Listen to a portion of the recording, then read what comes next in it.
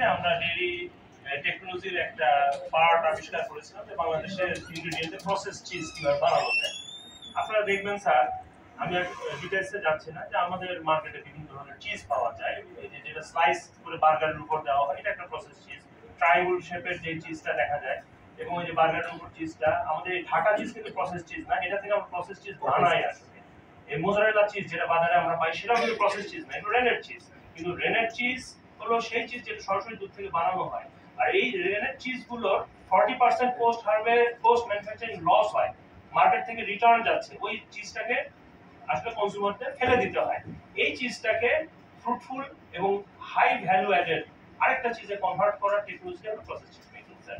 ফলে আমরা আমাদের এই পোস্ট ম্যানুফ্যাকচারিং লস রিডিউস করার ইন্সপিরেশন থেকে কাজ করেছি। আমি পোস্ট ডক্টর রিসার্চ ইংল্যান্ডে ছিল, পোস্ট প্রসেস চিজের উপর পিএইচডিও চিজ টেকনোলজির উপর করেছি ইংল্যান্ডে ট্রেডিং ইউনিভার্সিটিতে। তো সেটারই আসলে ফলো আপ অ্যাপ্লিকেশনটা আমার বাংলাদেশের আমি চিজ সেক্টরে আমি করছি। এই যে স্লাইস চিজ আমরা তৈরি করি এই আমাদের প্রজেক্ট থেকে, এবং স্লাইস চিজের পাশাপাশি আপনি দেখবেন স্প্রেডেবল চিজ একটা আছে, যেটা আমরা মাখনের বদলে রুটির উপর খাওয়াতে পারি। এই যে আলমারের যে স্প্রেডেবল চিজ 200 গ্রামের প্যাকেটের দাম 280 টাকা বা 320 টাকা, কোনো ক্ষেত্রে 370 টাকা। আমি খুব লাকি যে আপনাদেরকে আমি প্রসেস চিজের একটা স্যাম্পল দেখাতেও পারবো, এবং যদি আমার চেয়ার পারমিশনও দেন, আমি তো এত বড় আসলে মজলিস আশা করি না, আমি 8টা বোতল নিয়ে আসছি, ছোট সাইকেল নিয়ে আসছি।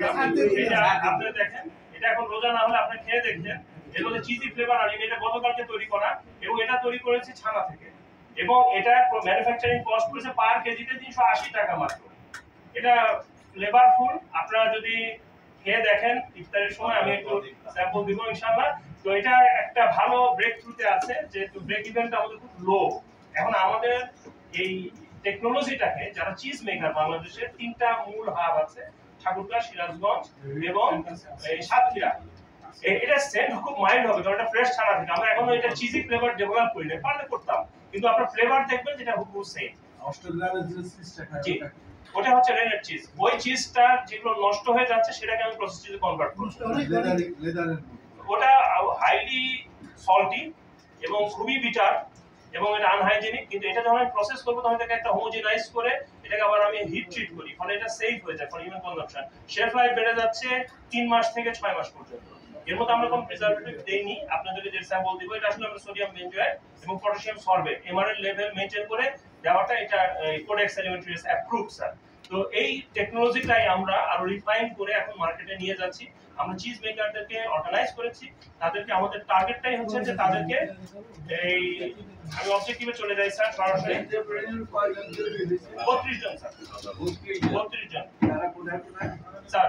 এর মধ্যে 20 জন হচ্ছে ঠাকুরগাঁয়ে, 8 জন হচ্ছে সিরাজগঞ্জে, 4 জন হচ্ছে সাতক্ষীরায় স্যার। 32 জন এন্টারপ্রেনিউর এই কাজটা করবে। জি, ওদেরকে আমরা ট্রেনিং